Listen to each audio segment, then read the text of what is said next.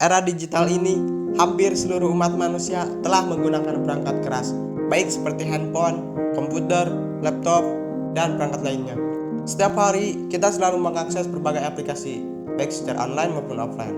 Sebelum lebih dalam lagi, untuk itu saya akan membahasnya mulai dari sejarah perkembangan teknologi, perakitan komputer, pengenalan sistem operasi, pemrograman yang diketahui, dan pengenalan database. Kali ini saya akan membahas dulu tentang sejarah perkembangan teknologi. 1. Teknologi zaman prasejarah. Pada zaman prasejarah adalah masa di mana manusia hidup sebelum mengenal tulisan. Mungkin kita sering mendengar tentang cerita penemuan api oleh manusia zaman dahulu. Api termasuk penemuan teknologi pertama manusia pada zaman ini. Tetapi temuan pertama manusia bukanlah api, melainkan alat-alat batu, di mana batu telah dimanfaatkan manusia untuk mempermudah kesehariannya sejak 3,2 juta tahun lalu. Pada zaman ini, manusia cenderung memanfaatkan teknologi yang mereka buat untuk kepentingan mereka sendiri. 2. Teknologi zaman kuno. Pada zaman kuno di sini yang dimaksud adalah zaman setelah prasejarah, sebelum abad pertengahan.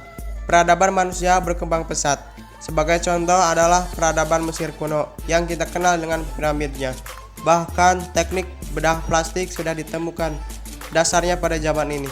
Dan juga manusia mulai berbuat teknologi untuk keperluan massal seperti kapal dan bangunan. Pada zaman ini manusia juga sudah mengenal tulisan.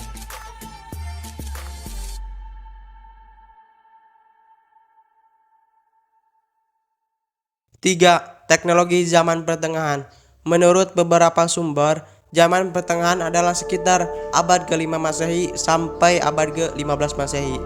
Satu hal yang bisa kita sorot perkembangan teknologi pada masa ini adalah dari sisi seni. Ilmu pengetahuan mulai berkembang pesat dengan ditemukannya rumus-rumus matematika dan teori-teori fisika. Pada zaman ini juga penjelajahan mulai umum dilakukan, sehingga sudah bisa ditemukan kompas pada zaman ini. 4. Teknologi era revolusi industri. Manusia yang bertambah banyak menandakan permintaan akan kebutuhan hidup semakin banyak. Teknologi pada masa ini banyak ditemukan berupa mesin-mesin yang mempunyai kemampuan produksi massal. Revolusi industri pertama kali terjadi pada abad ke-17 sampai abad ke-18. Revolusi industri ditandai dengan perubahan besar hampir di setiap sisi kehidupan manusianya, yang tentu saja tidak bisa lepas dari teknologi. 5. Teknologi di abad ke-20. Pada masa ini, Neil Armstrong berhasil mendarat di bulan. Teknologi dalam bidang lain pun berkembang pesat. Dalam bidang militer, bom atom berhasil diciptakan. Transistor yang menjadi cikal bakal ukuran komputer kecil seperti sekarang ini juga ditemukan. Di akhir abad ke-20, internet mulai diperkenalkan untuk kepentingan sipil dan komersial. Arus informasi pun bertukar dengan sangat cepat, apalagi setelah diperkenalkannya telepon genggam. Selain itu, pada abad ke-20 merupakan masa dimulainya inovasi terhadap peralatan rumah tangga seperti kulkas, pembersih vakum, dan microwave. 6. Perkembangan teknologi pada abad ke-21. Pada abad ke-21 disebut juga abad digital karena masifnya digitalisasi di segala bidang. Hampir semua perangkat yang digunakan oleh manusia dapat diintegrasikan dengan komputer dan internet. Pada masa ini juga berbagai teknologi sudah mulai dikembangkan, mulai dari teknologi yang dibutuhkan untuk rumah tangga, pendidikan, sosial, teknologi informasi, penelitian, dan hal lainnya. Melihat fakta dan gambaran masa depan seperti yang diuraikan di atas, muncul satu kekhawatiran, akankah eksistensi manusia digantikan oleh komputer? Dan akankah manusia mampu bertahan dari kepunahan? Satu hal yang patut kita sadari dan tekankan, teknologi dibuat untuk membantu manusia, bukan untuk memperbudak manusia. Oke. Lalu selanjutnya saya akan membahas tentang bagaimana cara merakit komputer. Jadi untuk itu tolong disimak ya. Pertama-tama persiapkan dulu yaitu motherboard, RAM, power supply, prosesor, heatsink, dan hard disk.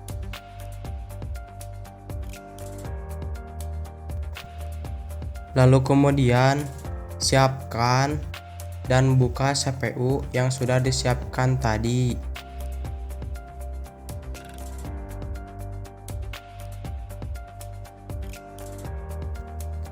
Lalu kemudian setelah dibuka CPU-nya, kemudian pasangkan motherboard pada CPU dengan baik dan benar.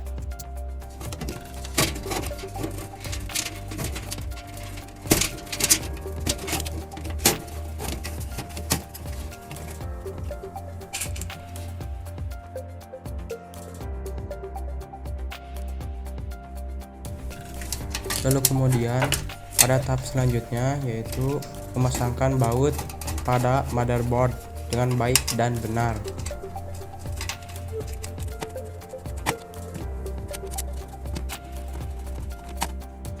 Kemudian dalam tahap selanjutnya yaitu instalasi prosesor pada motherboard.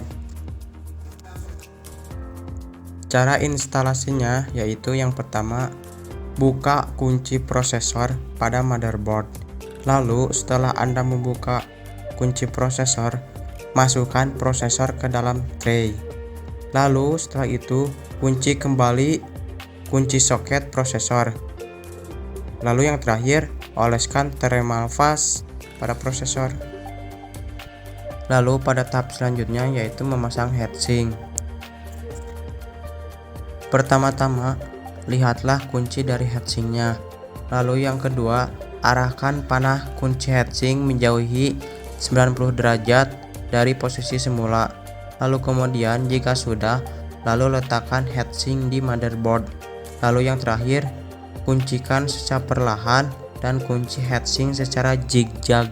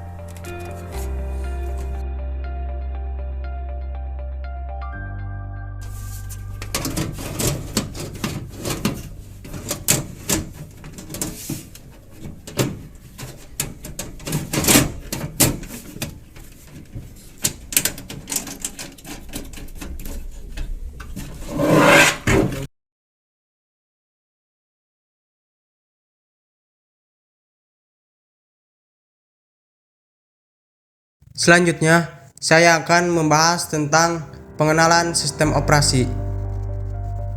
Setiap perangkat, baik komputer, handphone, laptop, dan lain-lain yang kita miliki tentunya mempunyai tampilan dan cara kerja yang berbeda. Untuk dapat menggunakan perangkat tersebut, kita harus mengenal dan mempelajarinya terlebih dahulu. Setiap perangkat, baik komputer maupun smartphone, memiliki cara beroperasi tersendiri. Hal ini berkaitan dengan cara suatu perintah dapat dijalankan oleh komputer. Yang pertama, pengertian sistem operasi. Sistem operasi atau biasa disingkat OS adalah sistem software yang melakukan kontrol manajemen perangkat keras dan fungsi dasar sistem di dalam komputer. OS juga bekerja untuk menjalankan perangkat lunak seperti aplikasi atau program yang diinstal di dalamnya. Melalui sistem operasi, sebuah komputer bisa dijalankan oleh manusia. Secara umum, sistem operasi adalah software yang pertama yang diinstal pada memori komputer setelah proses booting. Tanpa adanya sistem operasi, sebuah komputer hanya akan menyala tanpa bisa diberi perintah yang beragam. Misalnya, Anda membeli sebuah laptop yang belum diinstal OS. Hal yang bisa Anda lakukan hanyalah menghidupkan dan hanya mematikan laptop saja. Yang kedua, fungsi sistem operasi. Dalam sistem operasi memiliki fungsi inti dari sebuah komputer. Berikut akan dijelaskan beberapa poin tentang fungsi sistem operasi. Yang pertama, manajemen sumber daya komputer. Yang kedua, tampilan antarmuka atau interface. Yang ketiga, koordinasi. Dan yang keempat, pelindung file. Dan yang kelima, penerjemah. Yang ketiga, yaitu jenis-jenis sistem operasi. Ada dua jenis sistem operasi. Yang pertama yaitu sistem operasi desktop. Adalah sistem operasi yang banyak digunakan secara personal, sekolah, kampus, kantor-kantor, small office atau home office dengan jumlah pengguna yang sedikit.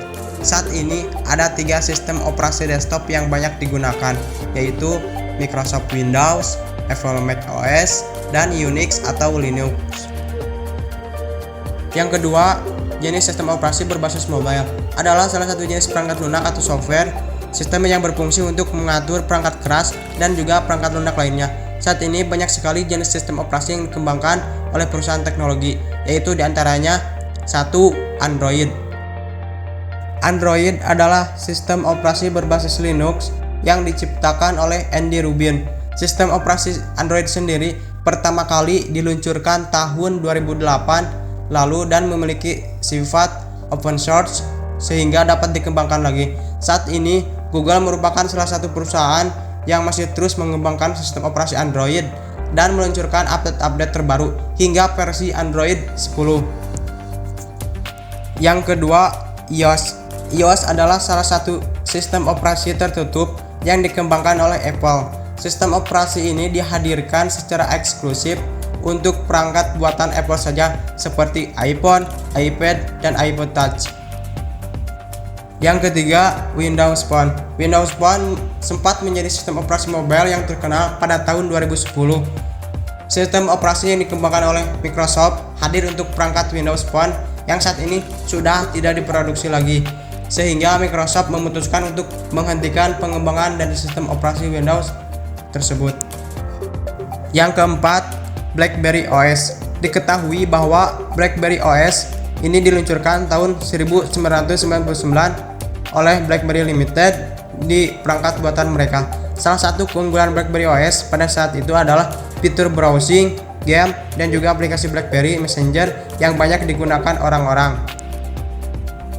Yang kelima yaitu Symbian OS. Symbian OS bisa dibilang merupakan sistem operasi mobile paling tua. Diketahui bahwa sistem operasi ini dikembangkan oleh Symbian Limited dan diluncurkan tahun 1998 lalu. Sistem operasi ini banyak digunakan di ponsel-ponsel besutan Nokia zaman dulu. Kelebihan dari sistem operasi Symbian ini adalah performanya yang tidak membutuhkan RAM dan juga memori dengan ukuran besar karena sistem operasi ini masih belum memiliki fitur yang banyak seperti Android dan iOS. Selanjutnya, saya akan membahas tentang bahasa pemrograman yang diketahui. Kita pasti pernah menggunakan aplikasi ojek online, game, media sosial, atau kita pasti pernah melihat aplikasi kasir di swalayan atau tempat perbelanjaan. Tapi, tahukah kita bagaimana proses penciptaan aplikasi-aplikasi tersebut? Nah, aplikasi-aplikasi tersebut dibuat menggunakan bahasa pemrograman. Secara sederhana, bahasa pemrograman adalah bahasa yang digunakan untuk menerjemahkan bahasa manusia menjadi bahasa komputer dengan tujuan tertentu. Dan kali ini saya akan membahasnya terlebih dalam lagi. Yang pertama yaitu sejarah bahasa pemrograman Java. Pada tahun 1991, bahasa pemrograman Java pertama kali dikembangkan lewat sebuah proyek yang bernama The Green Project yang dibentuk oleh Sun Microsystems yang beranggotakan James Gosling, Frederick Norton, dan Mike Sheridan. Proyek ini memiliki tujuan untuk menciptakan bahasa pemrograman baru yang lebih andal dari bahasa C dan bahasa C++. Setelah proyek berjalan selama 18 bulan, James Gosling yang developer akhirnya berhasil mengembangkan bahasa pemrograman baru yang diberi nama OAK. Sayangnya, nama tersebut telah terdaftar sebagai merek dagang dari perusahaan OAK Teknologi. Akhirnya, sekitar tahun 1995, Sun Microsystems kemudian resmi mengubah nama OAK menjadi bahasa Java yang kabarnya terinspirasi dari Java Coffee atau Coffee Jawa. Itu sebabnya logo bahasa pemrograman Java bergambar secangkir kopi. Yang kedua, pengertian bahasa pemrograman Java. Java dikenal dengan moto Write Once, Run Anywhere. Hal ini menunjukkan bahwa setiap kode program yang ditulis menggunakan Java bisa langsung dijalankan pada platform berbeda-beda tanpa perlu menyusun ulang.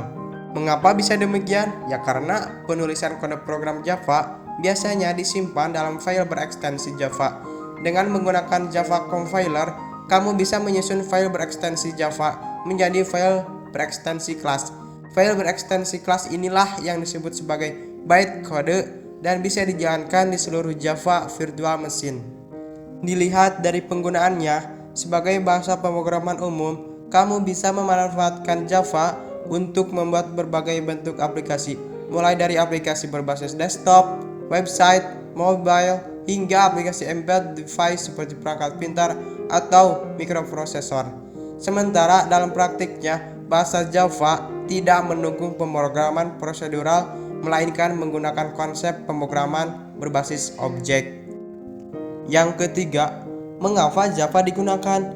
Ada beberapa alasan mengapa bahasa pemrograman Java dipergunakan. Yang pertama yaitu mudah digunakan. Secara khusus, jika kamu sudah familiar dengan C++, kamu kemungkinan besar tidak akan banyak kesulitan untuk mempelajari Java. Yang kedua, berorientasi pada objek. Java memiliki beberapa fitur dari bahasa pemrograman yang berorientasi objek atau Object Oriented Programming Language atau OOP. Yang ketiga, keamanan. Java sendiri bisa dikatakan adalah salah satu bahasa pemrograman dengan tingkat keamanan yang tinggi. Menurut kode Java, sekarang ini tidak terdengar ada virus yang menyerang aplikasi Java. Yang keempat, bisa digunakan di berbagai platform. Java ditulis sebagai bahasa pemrograman yang portable dan bisa digunakan lintas platform. Hal tersebut membuatnya dapat digunakan di berbagai sistem operasi, hardware, ataupun perangkat. Yang keempat, penggunaan bahasa pemrograman Java. Dilansir dari W3Schools, Java dapat digunakan untuk beberapa hal, di antaranya yaitu 1. Aplikasi mobile, terutama Android. Yang kedua, aplikasi desktop. Dan yang ketiga, web. Yang keempat, server web dan aplikasi server. Yang kelima yaitu untuk game. Dan yang keenam, yang terakhir, untuk koneksi database. Selain hal-hal di atas, sebenarnya ada banyak lagi kegunaan dari Java. Hal tersebut menandakan bahwa bahasa tersebut adalah bahasa pemrograman yang memang banyak digunakan. Yang kelima yaitu komponen penting pada pemrograman bahasa Java. Dilansir dari jurnal Dev, ada 3 komponen penting dari Java. Yang pertama yaitu JDK atau Java Development Kit, merupakan komponen inti dari Java. Dan yang kedua yaitu JVM atau Java Virtual Machine, yaitu dianggap sebagai jantung dari bahasa pemrograman Java. Dan yang ketiga yaitu JRE, Java Runtime Environment, merupakan implementasi dari JVM yang memberikan platform untuk mengeksekusi program-program Java. Itulah ulasan mengenai apa itu bahasa pemrograman Java lengkap dengan framework yang bisa digunakan. Buat kamu yang ingin bergelut dalam dunia programming, maka menguasai bahasa Java bisa menjadi keuntungan tersendiri. Ya, jika sudah menguasainya, mungkin sudah saatnya bagi kamu untuk bekerja di bidang IT. Selanjutnya, saya akan membahas tentang pengenalan database. Istilah dari database sendiri yaitu mengacu pada koleksi data-data yang saling terkait satu sama lain. Kemudian, apa sih itu database itu? Pengertian dari database atau basis data adalah kumpulan berbagai data dan informasi yang tersimpan dan tersusun di dalam komputer, baik secara sistematik yang dapat diperiksa, diolah, atau dimanipulasi dengan menggunakan program komputer untuk mendapatkan informasi dari basis data tersebut. Perangkat lunak yang digunakan untuk mengelola dan memanggil database disebut dengan sistem database management system. Lalu yang kedua, tujuan dari database tersebut yaitu tujuan utamanya adalah dapat digunakan untuk mengelola data dengan lebih efektif dan efisien. Yang ketiga yaitu komponen sistem basis data atau database. Dalam sistem basis data memiliki beberapa komponen, yaitu yang ke satu perangkat keras atau hardware, di mana perangkat keras yang biasanya terdapat dalam sistem basis data adalah memori sekunder hard disk. Yang kedua yaitu sistem operasi. Yang ketiga yaitu basis data, dan yang keempat yaitu pemakai atau user. Kemudian selanjutnya fungsi database. Berikut ini ada beberapa fungsi database.